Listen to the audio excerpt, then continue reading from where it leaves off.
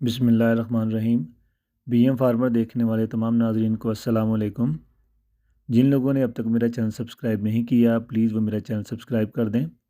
आज हम बात करेंगे जी पपीता की, और आज की इस एपिसोड का मैंने नाम ही पपीता कहानी रखा है, क्योंकि मैंने पहली दफ़ा खुद पपीता उगाया है और उसका क्या-क्या रिज़ल्ट रहा वो मैं आप लोगों से शेयर करूँगा। आज हम जो बात करेंगे वो ये है कि जी घर में पपीते की काश्त है, इसके मतलब आपको रहनुमाई देने की पूरी कोशिश करूँगा कि घर के अंदर जो लोग समझते हैं कि पपीता काश्त नहीं किया जा सकता, तो उनके लिए मैं अपनी पिछले 6-8 माह की 9 माह की जो स्टोरी है वो शेयर करूँगा आपसे, कि मैंने किस तरह से पपीते का एक पौधा ख़रीदा और उसको मैंने लगाया, और आखिर तक इस वीडियो में आप जानेंगे कि वो शुरू से लेके आखिर तक जो मरहलावार उसके अंदर जो प्रोसेस रहा, मैं आप लोगों से शेयर करूँगा। अब यहाँ पे कुछ लोगों की गलतफ़हमियाँ हैं कि जी जो पपीता होता है ये नर होना चाहिए, तो मादा भी होला फिर ये इसकी फ्रूटिंग आती है।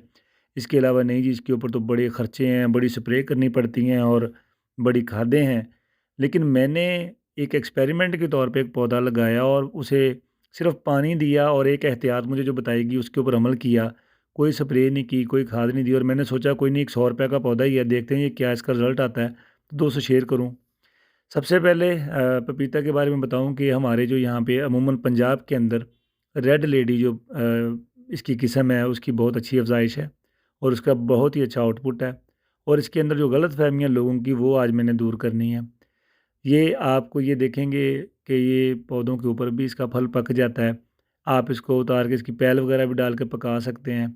और जो रेड लेडी है इसकी जो हमारे पंजाब के अंदर जो इसकी पनीरी वगैरह वो बआसानी मिल जाती है, और इसका बीज भी ऑनलाइन मुख्तलिफ वेबसाइट से मिल जाता है कि अगर आप खुद उगाना चाहें तो। चलिए मैं अब ये शुरू करते हैं जी सारा प्रोसेस, कि जिन लोगों ने इसकी पनीरी काश्त करनी है, वो दिसंबर के महीने में इसकी पनीरी जो है वो काश्त करेंगे। वो इस तरह से शॉपर के नीचे दिसंबर में काश्त कर देंगे, और दिसंबर के बाद आप देखेंगे इसको जो शापर होते हैं, शापर के अंदर भी काश्त किया जा सकता है। इसके अलावा जो प्लास्टिक की टोकरियाँ होती हैं, उनके अंदर भी आप इनके बीज लगा सकते हैं। तो इन दोनों सूरतों में आप इसे काश्त कर सकते हैं, दोनों सूरतों में इसकी जर्मिनेशन अच्छी होगी। हाँ, ये है कि इन उगाने के लिए आप जो इस्तेमाल करेंगे, वो खोपरे का जो क्रश किया हुआ बूरा होता है उसके अंदर, या जो कुदरती खाद होती है ब्लैक कलर की, उसके अंदर आप इसको उगा सकते हैं। और उगाने के बाद इस तरह से इसको निकाल के आप जब ये तकरीबन कोई 1 फुट के करीब हो जाएगा, तो ये ज़मीन के अंदर शिफ्ट करने के काबिल हो जाता है। पिछले साल मार्च के महीने में इस तरह से मैं पनीरी लेने गया, तो वहाँ पे इस तरह से पपीता पड़ा हुआ था। तो मैंने भाई से डिस्कस किया, मैंने कहा यार मैं लगाना चाहता हूँ। वो कहता जी आपने कहाँ लगाना है? मैंने कहा घर में लगाना है। तो कहता जी एक पौधा ले जाएँ। बहरहाल मैंने ₹100 का एक पौधा ख़रीद लिया, और ₹100 का ख़रीदने के बाद जो मैंने पौधे के साथ जो मामला किया वो ये था कि मैंने इस तरह से इसको मार्च के महीने में शिफ्ट कर दिया। अब मार्च के महीने में इसको इस तरह से लगाने के बाद मैंने साथ में एक स्टिक लगा दी, क्योंकि मुझे उसने जो इसके जो एहतियातें बताई थी वो यही थी कि ये नाज़ुक बहुत होता है, टूटने का ख़दशा है। अब ये माशाल्लाह कुछ अरसे के बाद देखें, मई के अंदर मार्च, अप्रैल और मई 2 माह बाद इसकी बड़ी अच्छी ग्रोथ हो गई। कोई खाद, कोई स्प्रे किसी किस्म का कोई इसके साथ मैंने नहीं किया, जस्ट इसको मैं पानी देता रहा हूँ। और उसके बाद अभी देखिए माशाल्लाह अगस्त के महीने में इसके ऊपर फ्रूटिंग आना शुरू हो गई, और मुझे बड़ी खुशी हुई कि ये तो बहुत जल्दी से सिर्फ़ 6 महीने के अंदर-अंदर ये सारी मामला जो हैं वो पूरे हो गए। और अभी आप देखिएगा कि ये सितंबर के महीने में इस तरह से इसके ऊपर जो है वो फल जो हैं वो आना शुरू हो गए, फल बनना शुरू हो गए, और ऊपर से फूल निकल रहे थे और खुद से ही नीचे फल बनते जा रहे थे। जो एहतियात मुझे बताई गई वो यही थी कि आपने इसके तने को पानी नहीं लगने देना। इस तरह से मैंने इसके तने के चारों गिर्द मिट्टी लगा दी, साइडों में पानी छोड़ देता था ताकि पानी तने को टच ना हो, क्योंकि इससे फंगस आ सकती है और इससे ये ख़राब होने का पूरा यकीन है कि ये ख़राब हो जाएगा अगर इसकी जड़ों को इस तरह से पानी लग जाए। तो इसको बचाने के लिए आप चारों तरफ पानी लगाएँगे, दरमियान में जो है इसके मट्टी अच्छे से लगा देंगे, ताकि इसके अंदर कोई नुकसान किसी किस्म का पौधे को ना हो, फंगस वगैरह ना लगे। उसके बाद अभी जो नेक्स्ट मैं आपको दिखा रहा हूँ, ये मैंने वीडियो बनाई है जी, सितंबर के महीने की वीडियो है, और इसमें ये देखें ये मेरे घर के अंदर बगैर खाद, बगैर स्प्रे के किसी भी किस्म की कोई प्रोटेक्शन नहीं है, और ये मैंने इस तरह से देखिए माशाल्लाह ऊपर उससे पकना शुरू हो गया था। सितंबर के महीने में ये पहला जो मेरा पपीता है वो पकने के लिए तैयार था, और बाकी पपीते जो ऊपर हैं वो नए बन रहे थे, दूसरे जो वो ग्रोथ कर रहे थे और मोटे होते जा रहे थे।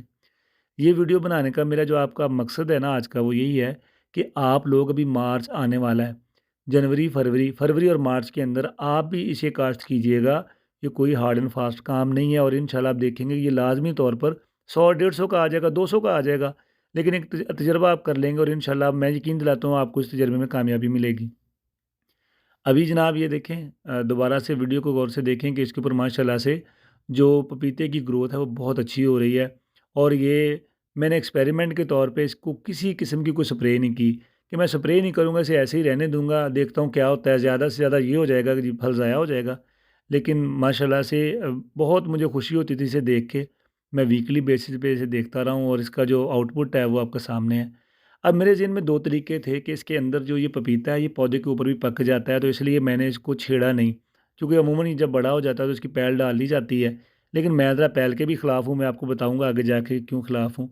और इस तरह से मुझे यकीन था कि इंशाल्लाह अभी गर्मी है तो हीट की वजह से ये पौधे के ऊपर ही पक जाएगा और मुझे कौन-सी जल्दी है, मैंने ना तो मंडी में लेके जाना था, मैंने तो अपने घर के लिए ही मैंने रखा था। और ये देखिए इस तरह से इसके ऊपर ना ये येलो होना शुरू हो गया था, तो मुझे पूरी उम्मीद थी कि इंशाल्लाह इससे जो अ, मुझे ना डिमांड जो मेरी है वो पूरी होगी। और ये अक्टूबर के महीने में माशाल्लाह से पहला पपीता मेरे घर में मेरे वालिद साहब ने काट के खाया, मुझे बेहद खुशी हुई। एक तो मेरा पपीता कामयाब हुआ, दूसरा मेरे वालिद साहब ने पहला पपीता खाया और मुझे फ़ोन करके बताया, जी आज मैंने तुम्हारा पहला पपीता तोड़ा है और बाज़ार के पपीते से कई गुना ज़्यादा मीठा है। और उन्होंने मेरे लिए भी थोड़ा-सा रखा था। जब मैं शाम को आया हूँ तो मैंने भी खाया और माशाल्लाह वाक़ई में ये बहुत ज़्यादा लज़ीज़ और मीठा था और इसकी ग़िज़ाइयत और लज़्ज़त बहुत ज़बरदस्त थी। अब बाकी जो मेरे पपीते हैं, अभी मौसम ठंडा होना शुरू हो गया नवंबर के महीने में और वो उसके ऊपर हरे वैसे के वैसे उनकी रंगत चेंज नहीं हो रही थी। तो अब मेरे लिए 2 रास्ते थे, मैं या तो उसके अंदर पैल डालूँ। अब पैल डालने का जो नुकसान है वो अभी आपको मैं बताता हूँ कि आप हैरान हो जाएँगे कि ये आज तक हम खा क्या रहे हैं। हम जो पैल डाल के जो कोई भी फ्रूट पकता है, उसको पकाने का जो तरीकाकार है वो बहुत अजीबो-गरीब है। तो मैंने क्या किया कि इस तरह से टोकरी के अंदर पराली ली। पराली लेने के बाद मैंने एक बॉक्स के अंदर मैंने आज का सोचा, जी आज नवंबर का महीना चल रहा है तो पपीता ऊपर तो पक नहीं रहा। अक्टूबर से लेकर नवंबर तक 1 महीना पूरा गुज़र गया, अभी तक कोई पपीता नहीं आया, तो चलें पपीता काट के उसकी पैल डालते हैं। तो मैंने देसी तरीके के साथ एक डिब्बे में पराली रखी है। पराली रखने के बाद अभी ये देखें ये किस तरह से इन आपस में गुच्छम-गुच्छा हुए पड़े, जिसकी वजह से जो छोटे पपीते रह गए उनकी ग्रोथ भी रुकी हुई है। तो एक तो मैंने कहा चलो एक्सपेरिमेंट करते हैं और दूसरा मैंने ये सोचा कि क्यों ना इसकी मैं ना पैल डाल दूँ। लेकिन पैल जो है, जो हमारा रवायती तरीका है मैं वो वैसे नहीं डालूँगा। मेरी कोशिश है, क्योंकि ये थ्रू आउट एक पौधा मैंने लगाया था तजर्बे के लिए, तो इसके फल के पकने तक मैं अपने तजर्बे पूरे करना चाहता था कि मैं तजर्बे के लिए ही इस पौधे को यूज़ करूँगा ताकि आने वाली मार्च में मैं ज़्यादा पौधे लगा सकूँ। एक मैंने अभी पपीता आपके सामने काटा है, उसको अखबार के अंदर इस तरह से लपेट के, तो इस बॉक्स के नीचे भी मैंने पराली रखी हुई है, तो मैं इस तरह से पहला पपीता इसके अंदर इस तरह से रख दूँगा। जी, और ये देखें ये इस तरह से मैंने एहतियात से इसको रख दिया है। अब मैं बाकी जो पपीते हैं उनको भी इस तरह काट के तो अखबार में लपेट के उनको रखता जाऊँगा ताकि इसको मैं पैल इसकी डाल सकूँ। और ये देखिए बिल्कुल सेहतमंद है और मैं अभी हाथ में पकड़ रहा हूँ, तकरीबन 1.5 से 2 किलो के करीब एक पपीते का वज़न है। बहुत वज़नी है माशाल्लाह, सेहतमंद है, वज़नी है। तो मेरा जो ये तजुर्बा है माशाल्लाह से ये बड़ा कामयाब रहा। अभी आप देखेंगे जी 2 हो गए हैं और अभी बाकी भी आहिस्ता-आहिस्ता से इस तरह से उनको लपेट के, और ये जनाब एक पूरी लेयर बन गई है। तो लेयर बनने के बाद अब उसके ऊपर मैं एक और पराली की लेयर डाल देता हूँ, ताकि इसके ऊपर एक और हम जो है पपीते की जो लेयर है वो डाल देंगे। क्योंकि पपीते माशाल्लाह बहुत ज़्यादा लगे हैं, तो जो बड़े पपीते मैं उनको उतारना चाहता हूँ ताकि जो छोटे पपीते हैं उनकी ग्रोथ हो जाए। तो अभी जनाब हम अगली लेयर उतारेंगे। अब अगली लेयर उतार रहा हूँ, तो ये देखें इसके भी मैंने जो पपीते हैं वो इस तरह से एक सेकंड लेयर लगा दूँगा। लगाने के बाद इसके ऊपर हम पराली रखेंगे, पराली रखने के बाद इसको बंद कर देंगे। तो अब यहाँ पे हर बंदे के ज़हन में ये आ रहा होगा कि जी अभी इसके अंदर जो हमारा अमूमन रिवायती तरीका है वो पुड़ियाँ रखी जाती हैं इसको पकाने के लिए, और उन पुड़ियाँ जो हैं उनका जो नुकसान है वो अभी आपको मैं बताने जा रहा हूँ। आपकी हैरत की बत्ती गुल हो जाएगी। अभी पराली से अच्छी तरह से मैं इसको ढक रहा हूँ और ताकि अच्छी तरह से इसके अंदर हीट आ जाए, क्योंकि मेरा पक्का यकीन है जी मैंने इसमें वो पुड़ियाँ नहीं रखनी और इसको ऐसे ही पकाऊँगा। मुझे कोई जल्दी नहीं है, मेरे पास कोई मंडी का ऑर्डर नहीं है, मैंने मंडी में ये माल भेजना है। ये तो अपने खाने के लिए, मेरे अपने लिए, मेरे बच्चों के लिए है। और कोशिश करता हूँ कि मैं ज़्यादा से ज़्यादा केमिकल से और दूसरी चीज़ों से उनको बचाऊँ। क्योंकि ये आजकल जो हमारी ज़्यादातर अमराज़ है ना, ज़्यादातर जो मसले मसाइल हैं, वो इसी वजह से हैं कि हम जो है मसनूई चीज़ों के ऊपर ज़्यादा मामलात करते हैं, जिसकी वजह से बीमारियाँ जन्म लेती हैं। नहीं जी, ये हमारा एक डिब्बा और इसका मैंने बाद में वज़न किया, माशाल्लाह ये 15 किलो के करीब वज़न हो गया था। अब यहाँ पे जी जो लोग वेट कर रहे हैं कि इसके अंदर कुछ रखा जाएगा, तो उनके लिए बहुत अटेंशन प्लीज़, मैंने इसीलिए लगाया कि अब थोड़ा-सा ज़रा गौर से मेरी बात सुनें कि फलों को पकाने के लिए कैल्शियम कार्बाइड इस्तेमाल किया जाता है। और कैल्शियम कार्बाइड वो है जिससे गैस वेल्ड किया जाता है। गैस वेल्ड के लिए इससे गैस तैयार की जाती है। ये इंसानी सेहत के लिए बहुत ज़्यादा मुज़र है।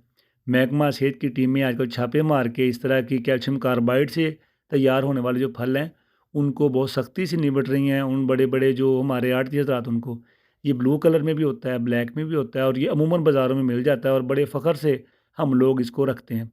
इसको फलों में रखने का फ़ायदा ये होता है कि इस तरह से फल बड़े खूबसूरत तैयार होते हैं। या अभी आमों के अंदर रखा जाता है, अमूमन सबसे ज़्यादा ये कैल्शियम कार्बाइड जो है ये आमों के अंदर रखा जाता है, आमों को जल्दी पकाने के लिए। और इसी के साथ-साथ ये केले को भी पकाने के लिए इसको इस्तेमाल किया जाता है। इसके अलावा पपीते को भी पकाने के लिए इस्तेमाल किया जाता है। और उसके नुकसानात सुने कि कैल्शियम कार्बाइड वाला फल खाने से चक्कर आते हैं, गले का अल्सर हो जाता है, खुराक की नाली में ज़ख्म हो जाते हैं और सबसे बड़ी बात, ये गुर्दों को शदीद नुकसान पहुँचाते हैं।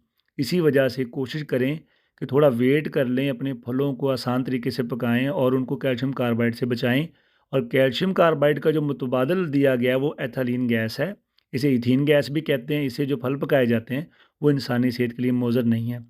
उम्मीद है मेरी आज की एक छोटी-सी वीडियो ये आपको पसंद आई होगी। आप भी कोशिश करें और नियत करें कि इंशाल्लाह आने वाले हम मार्च के अंदर पपीते के जो पौधे हैं वो ढूँढ के लगाएँगे। और इनको बहुत ज़्यादा जगह नहीं चाहिए होती है आपकी, जहाँ पर जगह मिले घर के सीन में लगाएँ, लॉन में लगाएँ, क्यारियों में लगा दें।